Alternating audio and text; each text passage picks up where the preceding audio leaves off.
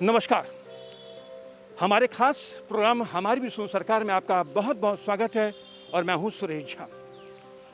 Corona ने बड़ी तबाही मचाई, लाखों की संख्या में लोग बेमौत मारे गए और सैकड़ों की संख्या में लोग अभी भी इससे उबर नहीं पाए हैं। कोरोना की रफ्तार भले ही कमजोर हो चुकी हो, लेकिन अभी भी लोग के दिल से डर गया नहीं है।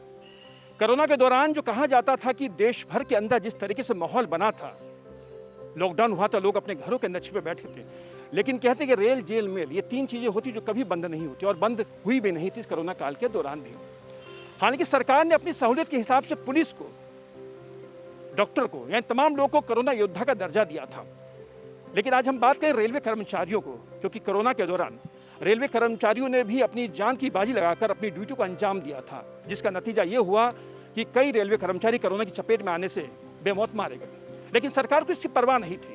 लेकिन परवाह हो भी क्यों, क्योंकि रेलवे भले ही देश की लाइफलाइन हो, लेकिन सरकार के लिए इतनी इंपॉर्टेंट नहीं मानी जाती है। कोरोना की दूसरी लहर आई थी जब पूरे देश में ऑक्सीजन के लिए त्राही त्राही मची थी, तो आपको जान के ताज्जुब होगा कि कोरोना के दौरान ऑक्सीजन पहुंचाने की जिम्मेदारी जो उठाई थी रेलवे ने, और सबसे जो महिला ड्राइवर थी वो थी रेलवे की। प्रधानमंत्री नरेंद्र मोदी ने भी बड़ी तारीफ की थी, लेकिन वो तारीफ किस काम की जब आप रेलवे में काम करने वाले कर्मचारी को उनका हक ना दें। कोरोना के दौरान जो उनको सहूलियत मिलनी चाहिए, जो सुविधाएं मिलनी चाहिए, वो उनको नहीं मिली, जिससे रेलवे के कर्मचारी सरकार की नीतियों से, सरकार से खासे परेशान हैं। तो आज उसी मुद्दों को लेकर हम आपके सामने उपस्थित हुए हैं। हमारी भी सुनो सरकार, और हमारे सामने जो इस समय बातचीत करने के लिए हमारे सामने जो मौजूद हैं वो है उत्तरी रेलवे मजदूर यूनियन की पदाधिकारी हैं, जो आज अपनी व्यथा लेकर हमारे सामने आई है। सरकार को बताने आई कि कोरोना के दौरान जिस तरीके से हमने अपनी जान की बाजी लगाकर अपने परिवार को छोड़कर देश के लिए काम किया था, रेल के लिए काम किया था, लेकिन आज उसी सरकार ने हमें जो सहूलियत मिलनी चाहिए औरों की तरह और डिपार्टमेंट की तरह वो नहीं मिली। तो हमारे साथ इस समय बातचीत हम शुरुआत करते हैं। उत्तरी रेलवे मजदूर यूनियन की महिला प्रकोष्ठ की अध्यक्ष हैं सोनिया शर्मा, इनसे बातचीत शुरुआत करते हैं। मैम, बड़ी ताज्जुब की बात पता चली, हमने पीछे उनका इंटरव्यू किया था बीसी शर्मा जी का। तो कोरोना की पहली लहर में चलो इतना नहीं हुआ, लेकिन कोरोना की दूसरी लहर थी जिसमें देखा कितना भयावह स्थिति बनी। लोग जैसे टपक रहे, जैसे आम नहीं टपकता पेड़ से या जामुन टपकता, उस तरह से लोग टपके हैं। लेकिन उसके बावजूद भी जिस तरीके से आपने अपनी जान की बाजी लगाकर अपने परिवार वालों की जान की बाजी लगाकर काम किया, लेकिन सरकार से जो आपको कुछ मिलना चाहिए था, सहूलियत मिलनी चाहिए थी, वो नहीं मिली। तो क्या वाकई बड़ी खासे आप लोग दुखी हैं सरकार की नीतियों से, सरकार से? जी बिल्कुल। सबसे पहले तो मैं आपसे यही कहना चाहूँगी कि जिस तरीके से बार बार सरकार फ्रंटलाइन स्टाफ का नाम लेती है, उसमें से रेलवे हमेशा नदारद होती है। जबकि मैं आपका ध्यान इस तरफ दिलाना चाहूँगी, जब पूरा देश बंद था, संपूर्ण लॉकडाउन था, लोग घरों से बाहर नहीं निकल रहे थे, तब एक रेल एक ऐसा माध्यम था जो कि 24 घंटे निरंतर लोगों की सेवा में काम कर रहा था। रेल निरंतर चल रही थी। हम लोग भी कोरोना से ग्रसित हुए, हमारा परिवार कोरोना से ग्रसित हुआ, कई हमने अपने परिवारजनों को भी खोया उसमें। मैं सिर्फ सरकार से ये कहना चाहती हूँ कि जब हर जगह फ्रंटलाइन स्टाफ के बारे में बात की जाती है, तो रेलवे को क्यों हमेशा नकार दिया जाता है, जबकि एक रेलवे एक ऐसा सरकारी संगठन है जिसने हमेशा सरकार का साथ दिया है। प्रथम जो हमारा विश्व युद्ध हुआ था तब से लेके आज तक हम लोग अपनी जान की बाजी लगा के काम करते हैं। कितना हमारा स्टाफ ऐसा है जो कि पोस्ट कोविड के बाद उन्हें कितनी दिक्कतों का सामना करना पड़ रहा है। तो हमारे लिए सरकार क्या कर रही है, हमें किस तरीके के मास्क दिए जा रहे हैं, क्या सैनिटाइजिंग की व्यवस्था है, या क्या हमारी सुरक्षा के लिए क्या नीतियां सरकार ने बनाई हैं रेलवे के जो स्टाफ काम कर रहे हैं।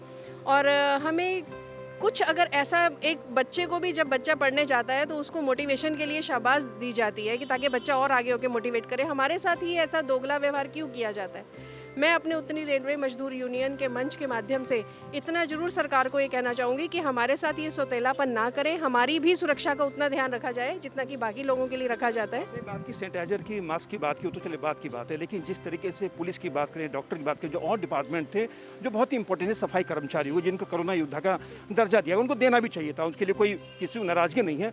लेकिन अगर रेलवे की बात करें कि रेलवे ने भी इस कोरोना काल के दौरान बड़ा बढ़ चढ़ के काम किया। आप भी आई, आपने अपनी फैमिली को छोड़ के, जितना खतरा आपको था उससे ज़्यादा कहीं खतरा आपकी फैमिली को था। लेकिन जो एक सहूलियत जो मिलनी चाहिए, बेसिक सहूलियत जो मिलनी चाहिए थी, क्या वो आप लोगों को मिली? बिल्कुल भी नहीं। क्या सरकार का ये उस वक़्त नहीं बनता था कि वो ये प्रयास करती कि जो हम फ्रंटलाइन स्टाफ हैं उनको सबसे पहले वैक्सीनेशन दी जाए, हमारे बच्चों को पहले वैक्सीनेशन दी जाए? क्या उनका इतना वो नहीं बनता था? क्या हमारा हक नहीं था कि जिस तरीके से हम फ्रंटलाइन स्टाफ के माध्यम से काम कर रहे हैं, उनकी जगह काम कर रहे हैं, तो क्या हमारा हक नहीं बनता था कि हमें वैक्सीनेशन दी जाए, हमारे बच्चों को दी जाए जिनको हम अकेला घर में छोड़ के आ रहे हैं, हमारे सीनियर सिटीजन्स? तो हमारे लिए सरकार को ये प्रयास करने चाहिए थे कि जो हमारी एक बेसिक जो हमें सुविधाएं मिलनी चाहिए थी कि वो हमें देनी चाहिए थी। दिल्ली सरकार इतना कुछ गवर्नमेंट जो सुनने में आ रहा है कि लोगों को दिया जा रहा है, तो क्या हमें केंद्र सरकार से जिनके अंतर्गत हम काम करते हैं, क्या हमें उम्मीद नहीं लगानी चाहिए कि केंद्र सरकार हमारी तरफ देखे, हमारे परिवार की तरफ देखे, हमारे बच्चों की तरफ देखे? मैम, अभी जो कोरोना काल के दौरान आपकी जो रेलवे के अंदर महिलाएं बहुत ज़्यादा काम करती हैं, तो क्या इस त्रासदी में कुछ महिलाएं भी थीं जो कोरोना की चपेट में आने से जिनकी मौत हुई उनकी? बिल्कुल, कोरोना महिला और पुरुष में भेदभाव नहीं करता है और बहुत सारी महिलाएं जो हैं वो कोरोना पॉजिटिव हुई और बहुत सारी महिलाओं की डेथ भी हुई। मैं आपको एक चीज़ बताना चाहती हूँ कि रेलवे में 50% महिलाएं जो हैं वो सिंगल पेरेंट होती हैं। ज़्यादातर अपने हस्बैंड के वाइज या अपने फादर के वाइज वो नौकरी पे लगती हैं। अब ऐसे में उन महिलाओं को नौकरी करना, लॉकडाउन हो रखा है, कैसे आना है, कैसे जाना है, ऊपर से आप वैक्सीनेशन नहीं दे रहे हैं, प्रॉपर इक्विपमेंट्स नहीं दे रहे हैं, तो उसकी वजह से बहुत सारी महिलाओं ने बहुत सफ़र किया और आपस में हम लोगों ने जो भी यूनियन लेवल पे हम लोग कर सकते थे वो किया, लेकिन हमें केंद्र सरकार की तरफ से कोई मदद नहीं मिली। और दूसरा मैं आपको बताना चाहती हूँ कि अभी तो कोरोना है, बिना कोरोना के भी हर साल 700 से 800 जो ट्रैक में काम करने वाले ट्रैक मेंटेनर्स महिलाएं हैं, पुरुष हैं, उनकी डेथ हो जाती है। और कोरोना काल में भी कोरोना पेशेंट्स की भी डेथ हुई और नॉर्मल भी डेथ हुई, बट हमें कुछ भी एक्स्ट्रा उसके लिए ना किसी का बीमा हुआ ना किसी को। हालांकि यूनियंस जो हैं वो अपने लेवल पे काम कर रही हैं जल्दी से जल्दी उनके परिजनों को नौकरी दिलवाना या सेटलमेंट दिलवाना, लेकिन केंद्रीय सरकार की तरफ से हम लोगों को कोई मदद नहीं मिल रही। याद होगा कि जब वैक्सीनेशन की शुरुआत हुई थी, प्रधानमंत्री नरेंद्र मोदी ने खुद कहा था कि जो फ्रंट लाइन वर्कर हैं उनसे स्टार्ट किया जाए वैक्सीनेशन का। तो क्या आप लोगों को शायद फ्रंट लाइन का दर्जा नहीं दिया गया, लेकिन क्या आप लोगों की वैक्सीनेशन की शुरुआत हुई? चले बाद में भी हुई वैक्सीनेशन शुरुआत आप लोगों के यहाँ? देखिए, वैक्सीनेशन की शुरुआत जो है हमें फ्रंट लाइन का दर्जा नहीं मिला, हम लोग सेकेंड क्लास सिटीज़न की तरह ट्रीट किए गए। ऑल्दो रेलवे हॉस्पिटल्स में बहुत सारी जगह पे इम्यूनाइजेशन सेंटर्स बनाए गए, वैक्सीनेशन सेंटर्स बनाए गए, जैसे पुरानी दिल्ली, नई दिल्ली सेंट्रल हॉस्पिटल में, बाकी और डिस्पेंसरीज में बनाए गए हैं। वहाँ पे हम लोग रेलवे नॉन रेलवे सबको लगा रहे हैं। ऐसा नहीं है कि हम रेलवे का है तो लेकिन स्पेशली हमें ऐसा कोई ऑर्डर नहीं मिला कि आपको अपने रेलवे एम्प्लॉयज़ के फ्रंट लाइन वर्कर्स हैं उनको लगाना है या गार्ड्स को लगाना है या टीटी को लगाना है। हम लोगों ने यूनियन के लेवल पे कोशिश करके अपने लोगों को अकोमोडेट करने की कोशिश करी, लेकिन ऊपर से जैसे सरकारी कोई आदेश आता है कि भैया आज देखिए आपकी जो गुड्स ट्रेन है वो चलनी है तो सारे ड्राइवर्स जो हैं उनको लगा दी जाए, या जो ट्रैक मेंटेनेंस है उनको लगा दी जाए, इस तरह का कोई ऑर्डर्स नहीं आए, जो कि बहुत ही दुखद है। कोरोना काल के दौरान सरकार ने कहा था कि 50% लोग नहीं आएंगे, अपने सहूलियत के हिसाब से आएंगे, तो क्या आपके यहाँ भी ऐसा कोई नियम लागू था कि खासकर जो महिलाएं हैं, कोरोना नहीं देखता, महिला पुरुष नहीं देखता, लेकिन खासकर महिलाएं बड़ा सॉफ्ट मुझ पर रहती हैं, तो क्या ऐसा कुछ किया गया था महिलाओं के लिए, कोई खास इंतजाम किया गया हो? देखिए सर, हमारे यहाँ मैं आपको एक चीज़ बताती हूँ, रेलवे एक टेक्निकल जॉब है। रेलवे में क्लरिकल जॉब बहुत कम है, बहुत कम ऑफिसेज हैं जहाँ पे आपका ऑनलाइन काम हो सकता है। बहुत सारे काम जो हैं, जैसे सिक लाइन पे जो महिलाएं काम करती हैं उनको तो आना ही पड़ेगा, तभी आप ट्रेन देखेंगे ठीक है नहीं है। जो ट्रैक मेंटेनर है उनको आना ही पड़ेगा, या जो ऑपरेटिंग में है, जो स्टेशन मास्टर लड़कियाँ हैं या क्लास 4 एम्प्लॉयज़ हैं, उनके बिना तो रेल नहीं चल सकती है। ऐसा कुछ नहीं था कि हाँ ऑर्डर्स आते थे कि भैया कोशिश करिए अगर हो सकता है तो हो, लेकिन कोशिश का मतलब ये वो टेक्निकल कैडर में फिट नहीं बैठता है। और दूसरा मैं आपको बताना चाहती हूँ कि कोरोना काल में ही गवर्नमेंट ने ऑर्डर्स निकाले हैं कि 13,000 से ज़्यादा एम्प्लॉयज़ का जो सीट है वो ख़त्म कर दिया जाए रेलवे में। तो अगर आप रेलवे की संख्या बढ़ाते रहेंगे, वर्कलोड बढ़ाते रहेंगे और एम्प्लॉयज़ कम करते रहेंगे, तो फिर कैसे काम, फिर 50% तो हो ही नहीं सकता। तो हमारे यहाँ जो ऑफिसेज थे वहाँ पे कुछ दिन तो ये चला, लेकिन जितने भी रेल के कारखाने थे या रेलवे स्टेशंस हैं, बुकिंग है, पार्सल है, वहाँ पे ये सब पॉसिबल नहीं हो पाया। तो जी, क्या आप लोगों का महंगाई भत्ता भी रोका गया अभी तक? बिल्कुल, पिछले साल से लेके अभी तक कोरोना काल, जब कोरोना की महामारी आई, जिस वक्त हम लोग इतनी मेहनत से लोगों को बचाने का काम कर रहे थे, सरकार ने हमारा महंगाई भत्ता रोक दिया गया और अभी तक हमारा महंगाई भत्ता हमें नहीं मिला। ये तो हमारी यूनियन है, हमारे general secretary Shri BC Sharma ji हैं, जो लगातार निरंतर इस कोशिश में हैं कि कम से कम स्टाफ को उनका महंगाई भत्ता तो दिया जाए। जो हमारा महंगाई भत्ता रोका किस लिए है? जब सरकार को ये बात पता है कि कोई प्राइवेट संस्थान आगे नहीं आया इस कोरोना महामारी में, एक सरकारी संस्थान रेलवे ऐसी थी जिसने कि जान की परवाह ना करते हुए हम लोग आगे आए, तो हमारा महंगाई भत्ता रोकने का क्या औचित्य था, ये हमें आज तक समझ नहीं आया। क्या शुभ नाम है आपका? दीपा सोटी। दीपा जी, बताइए कि कोरोना काल के दौरान आप जैसे आई तो क्या डर नहीं लगता था आपको कि कैसे जितनी महामारी है, लोग एक के बाद एक जो बेमौत जो मारे जा रहे हैं, पूरे देश के अंदर जो माहौल बना हुआ, तो डर नहीं लगता था आपको? बिल्कुल लगता था, बट जैसे कि अभी उर्मिला मैम जी ने बोला, सोनिया मैम ने बोला कि सिंगल पेरेंट के लिए सबसे ज़्यादा डिफ़िकल्ट है। मैं एक सिंगल पेरेंट हूँ, मेरा एक 7 साल का बच्चा है, तो जिस हिसाब से हम लोगों को यहाँ ऑफिस में काम भी करना है, सब कुछ करना है, सरकार ने सबसे ज़्यादा फैसिलिटी 45 से ऊपर वाले लोगों के लिए वैक्सीनेशन का बोला। उसके बाद लास्ट में अब आया है नंबर यूथ का, 18 से 44 साल। मैं सरकार से ये पूछना चाहती हूँ कि आप ये बताइए, 18 से 44 साल तक के लोगों के लिए बाद में वैक्सीनेशन किया गया, क्या उनके छोटे बच्चे नहीं हैं घर पे? अगर मुझे जाके फेस करना है अपने 7 साल के बच्चे को, तो उसको सबसे ज़्यादा खतरा है। मेरे को उसको पढ़ाना भी है, मुझे सब कुछ करना है, उसके क्लोज भी रहना है, तो ये कैसे पॉसिबल है? और अभी तक वैक्सीनेशन नहीं लगा। 18 से 44 साल तक के जो लोग हैं जूझ रहे हैं। कोरोना के दौरान जो बेसिक चीज़ें होती हैं, सैनिटाइजर होता है, मास्क होता है, वो आप लोग को प्रोवाइड कराया गया ऑफिशियली? प्रोवाइड कराया गया, ना के बराबर। उसकी क्वालिटी आप एक बार देखेंगे तो वो मतलब बिल्कुल ना के बराबर है, कुछ यूज़फुल नहीं है वो। NH95 मास्क के लिए रिकमेंड किया जाता है, बट हम लोगों को ऐसे मास्क दिए जाते हैं जो मतलब हवा क्या सब कुछ, मतलब कोरोना उससे हो सकता है, ऐसा कुछ है नहीं। सेफ्टी सैनिटाइजर वगैरह कैसे दिए जाते हैं? सैनिटाइजर दिया गया था आप लोग? सैनिटाइजर मोस्टली तो इसी तरीके से दिए जाते हैं। अगर किसी स्टेशन पे मिल रहे हैं तो वो कौन लेके जा रहा है, कौन नहीं लेके जा रहा है, ये कुछ वो नहीं है, पता नहीं है। हम लोगों को अपनी सेफ्टी के लिए अपना ही पैसा खर्च कर कर अपना ही करना पड़ता है। कुछ नहीं मिला आपको? मिलता है ना के बराबर, ना के क्वालिटी बड़ी वैसी होती है जो खुद ही इस्तेमाल नहीं कर सकते हम। अच्छा, कोरोना के दौरान जिनकी डेथ हुई हो, तो कुछ सरकारी मदद मिली उनको रेलवे की तरफ से?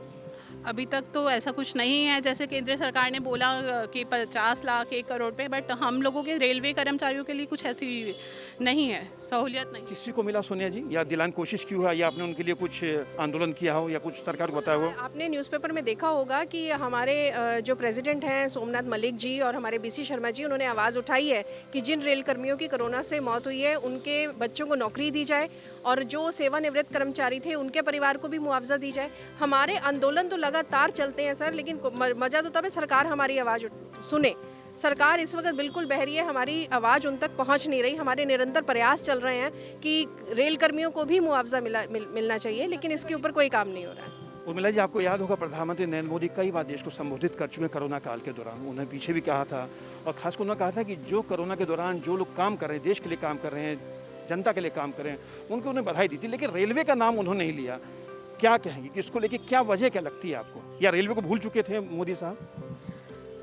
मुझे लगता है कि शायद जो मोदी साहब की मीडिया टीम है, या जो उनके भाषण लिखते हैं या सिपह सालार हैं, वो रेलवे का काम जो है वो उन तक पहुंचा नहीं पा रहे हैं। और दूसरा, मैं आपको एक छोटी बात बताना चाहती हूँ कि देखिए, कोरोना काल में 2019 में हमारी यूनियन के इलेक्शंस ड्यू थे, जो कि पोस्टपोन कर दिए गए कि कोरोना है, लेकिन फिर भी देश में इलेक्शंस होते रहे। हर इलेक्शन में छोटी से छोटी स्टेट हो, 100 करोड़ से कम का खर्चा नहीं आता है। हमारा DA काट लिया गया, लेकिन वहाँ खर्चा करना ज़रूरी था। कुछ ऐसे कंस्ट्रक्शन वर्क हैं जो 2500 करोड़ और कितने का हो रहा है, मुझे बताना मतलब लिस्ट करने की ज़रूरत नहीं है, हर स्टेट में है। वो सब जो है पोस्टपोन किए जा सकते थे, हम लोगों की ज़िंदगी से ज़्यादा ज़रूरी तो नहीं है। लेकिन वो सारी चीज़ों पे हमारे जो प्रधानमंत्री जी हैं और जो उनकी टीम है, उस पे फोकस कर रही है। वो पैसा जो है, वो मैन पावर जो है, अगर वो कोरोना काल के लिए हमें दी जाती, या उसको पैसे को डेवलपमेंट के लिए लगाया जाता, तो शायद सेकेंड वेव में इतना बुरा हाल नहीं होता। और दूसरा ये कि अभी जैसे डेल्टा प्लस वेरिएंट आने के लिए कह रहे हैं कि वो और ज़्यादा ये है, जिस पे कोई भी मेडिसिन इफ़ेक्टिव नहीं है। हम लोगों के पास अभी भी 1-2 महीने का टाइम है। आपने आज अनाउंस किया कि हम 1 लाख लोगों को ट्रेनिंग देंगे। यही काम अगर पिछले साल करते तो इस बार इतने नहीं मरते ना। तो केंद्र सरकार सो रही है, या उनको पता नहीं चल रहा है, या उनके सिपह सालार इस तरफ ध्यान नहीं दे रहे हैं, ये हमें नहीं पता। लेकिन रेलवे ने जी जान से मेहनत की है, और देश को आगे ले जाने के लिए, आर्मी को सप्लाई करने के लिए, मरते हुए लोगों को ऑक्सीजन सप्लाई करने के लिए, खाना सप्लाई करने के लिए रेलवे हर चारों तरफ दौड़ी है, लेकिन कोई परिणाम, कोई अप्रिसिएशन नहीं, जो बहुत ही हताशाजनक है। क्या नाम है आपका? ऋतु जैन।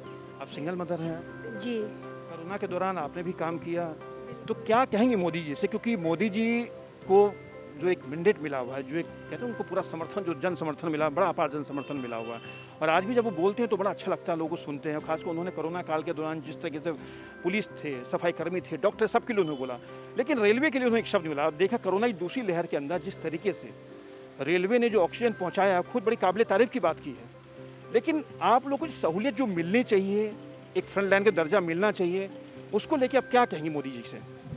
मैं तो सर सर्वप्रथम ये कहना चाहूँगी, करनी और कथनी में बहुत फ़र्क होता है। बोलते कुछ हैं, करते कुछ हैं वो। और रेलवे की बात है तो रेलवे ऐसा एक ट्रैक है जो रेलवे के माध्यम से ही पूरे देश का जो खर्चा चलता है वो रेलवे ही उठाती है। और रेलवे को प्रायोरिटी ना दे करके ये आम इधर उधर झूठ सच लगा के बातें करते हैं ये, और रेलवे को जो फर्स्ट नंबर पे रखना चाहिए उनको नहीं रखते हैं, ये इग्नोर करते हैं ये। और मैं ये कहना चाहूँगी, जो मोदी जी ने जो पार्लियामेंट के लिए, जो पार्लियामेंट जो बनाने के लिए इतना जो उन्होंने खर्चा किया, अगर वो पार्लियामेंट ना बना करके अगर इन सब चीज़ों में पैसा खर्चा किए होते तो शायद हमारा देश का भविष्य कुछ और होता।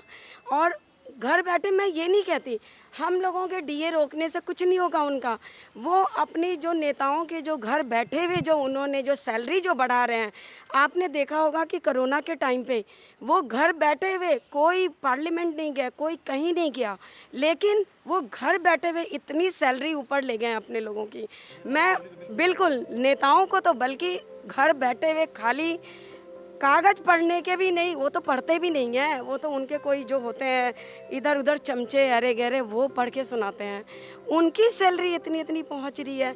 तो मैं मोदी सरकार से ये कहना चाहूँगी, आप अपने नेताओं की सैलरी कम करके इन लोगों में दीजिए जो रेलवे के लिए, जो कर्मचारी जो रेलवे के इतने जो काम कर रहे हैं, अपने ये भी नहीं देख रहे हैं कि मैं आ रही हूँ ऑफिस, या कोई सिंगल फादर है वो आ रहे हैं, वो घर जाएंगे तो शायद उनसे उनके बच्चे को कोरोना होने के 100% चांस हैं, लेकिन वो फिर भी अपने बच्चों की भी जान खतरे में डाल रहे हैं, खुद भी जान खतरे में डाल रहे हैं। तो मैं यही संदेश पहुंचाना चाहूँगी मोदी सरकार को कि प्लीज़ कृपया करके रेल कर्मचारियों को भी उतना ही अहमियत दे जितना औरों को दे रहे हैं। जो रेलवे के अंदर करीब 50% महिलाएं काम करती हैं, तो उनमें क्या कहे, सरकार को लेकर बड़ा आक्रोश है उनके अंदर? डेफिनेटली वो तो हम सबके अंदर हैं, और हम सभी यही कहते हैं, कहने को वो कहते हैं 50% आओ। रेल के अंदर कितने सारे वैकेंसीज खाली हैं, लाखों में, लेकिन क्या एक सीट पे 5-5 सीटों का काम है। वो मोदी सरकार कहती है वैकेंसी नहीं है, इतना ये इनसे काम करवाओ। हम लोग पूरे लॉकडाउन, ये 2 साल से लॉकडाउन चल रहा है, हम पूरे साल आए हैं, एक भी लॉकडाउन में छुट्टियां नहीं किए हैं, हम आकर के अपने सीट का काम निपटाए हैं। और तो और मैं यही बोलना चाहूँगी, सिर्फ बोलने से नहीं होता मोदी जी, आप काम को, हमें हमारी रेलवे कर्मचारियों को अहमियत दीजिए। हमारी रेलवे कर्मचारियों को अगर आप अहमियत नहीं दे सकते हैं तो आप रेलवे को फर्स्ट नंबर पे रख करके देखिए, रेल कर्मचारी कहाँ से कहाँ चल रहे हैं, हर जगह आपके साथ कंधे से कंधा मिला के काम कर रहे हैं। आप उनके लिए कुछ कीजिए। उनको एक कोरोना योद्धा का अगर आप नहीं स्थान दे सकते हैं तो उनके लिए हमारे जो सीनियर जो विशेष अंतिम सवाल है मेरा कि कोरोना काल के दौरान जैसे आप लोगों ने बढ़ चढ़ के काम किया, पुलिस ने बढ़ चढ़ के काम किया, सफाई कर्मचारियों ने बढ़ चढ़ के काम किया, डॉक्टरों ने बढ़ चढ़ के काम किया, यानी जिस की जो ड्यूटी थी, जिस में कर्तव्य समझा, उन्होंने बढ़ चढ़ के काम किया। लेकिन हमारे देश में बड़ी विचित्र सी प्रथा है कि जो हमारे नेता हैं, जो माननीय हैं, जो सांसद हैं, विधायक हैं, ये तमाम जो लोग हैं, अब आपका महंगाई भत्ता रुका पड़ा हुआ है। अब जैसे आप लोग गुहार कर रहे हैं, सब गुहार कर रहे हैं, लेकिन आपकी कोई सुनवाई होगी नहीं, तो खैर कहा नहीं जा सकता। लेकिन कभी आपने अपने जीवन काल के अंदर कभी किसी सांसद की सैलरी रुकती हुई देखी आपने, किसी का भत्ता रुकते हुए देखा आपने? इतना कोरोना काल बीता है, कभी देखो कि सांसद ने कभी सड़क पर उतरो कि साहब आपने इस कोरोना था, आपने हमारी सैलरी क्यों रोक दी, आपने हमारे भत्ते क्यों रोक दिए, आपने हमारी जो सुविधाएं थी वो क्यों रोक दी, आपने हमारी गाड़ी क्यों रोक दी, आपने हमारी बिजली क्यों रोक दी? कभी सुना आपने? मैंने ऐसा कभी भी नहीं सुना। और मैं उत्तरी रेलवे मजदूर यूनियन के मंच के माध्यम से सरकार तक अपनी ये आवाज़ ज़रूर पहुंचाना चाहूँगी कि ये जो सांसद राजनीति कर रहे हैं, अगर ये राजनीति देश सेवा है तो मेरे ख्याल से देश सेवा के लिए कोई वेतन कोई मान्य ही नहीं रखता। और अगर आप ये चाहते हैं, अगर आपको लग रहा है कि देश के अंदर हमारा डीए महंगाई भत्ता रोक लेने से आपके काम चलते हैं, तो मैं सरकार से ये गुजारिश करना चाहूँगी कि सबसे पहले ये शुरुआत पार्लियामेंट और संसद से करनी चाहिए और अपने विधायक और सांसदों को कहना चाहिए कि पहले अपनी सब्सिडी छोड़े, अपना वेतन छोड़े, उसके बाद वो सरकारी कर्मचारी के महंगाई भत्ते के ऊपर निगाह रखें। महंगाई भत्ता हमारा हक है, हमें कोई खैरात नहीं मिल रही, लेकिन जो लोग पार्लियामेंट और संसद के अंदर बैठे हुए हैं, मैं कहना नहीं चाहूँगी कि मेरे ख्याल से खैरात वो है, क्योंकि वो कोई काम नहीं कर रहे हैं और उनको पहले अपना वेतन छोड़े, उसके बाद हमारे महंगाई भत्ते के ऊपर अपनी आंख लगाएं। मैम, आप सभी का बहुत बहुत धन्यवाद। ये थी उत्तरी रेलवे मजदूर यूनियन की पदाधिकारी जो आज हमारे साथ थी, मौजूद थी, जिन्होंने हमसे बात की। और हमारा जो प्रोग्राम था खास सुनो हमारी सुनो सरकार, और यही मुद्दा था। ये रेलवे के तमाम जो कर्मचारी हैं आज अपने हक के लिए लड़ रहे हैं, लेकिन इन्होंने कोई आंदोलन नहीं शुरू किया, इन्होंने कोई अपना काम नहीं छोड़ा। ये काम भी कर रही है, विरोध भी कर रही है, लेकिन विरोध भी इनका बड़ा अनोखा है। विरोध है मीडिया के जरिए, विरोध है इनका अपने जो नेता हैं उनके जरिए। और अभी भी कोरोना काल के दौरान भी ये लोग सरकार के किसी भी फ्रंट पे काम करने के तैयार हैं। इन्होंने अभी अपना कर्तव्य नहीं छोड़ा है, लेकिन सरकार को भी सोचना चाहिए कि जिस रेलवे ने, जो रेलवे पूरे देश की लाइफ लाइन है, उसी रेलवे के कर्मचारियों को अगर आप नाराज करके सत्ता में बनाए रहेंगे तो शायद मोदी जी ये संभव नहीं हो पाएगा। तो ये था हमारा खास प्रोग्राम हमारी भी सुनो सरकार। आपको कैसा लगा हमें अपने कमेंट्स के जरिए ज़रूर बताइएगा। नमस्कार।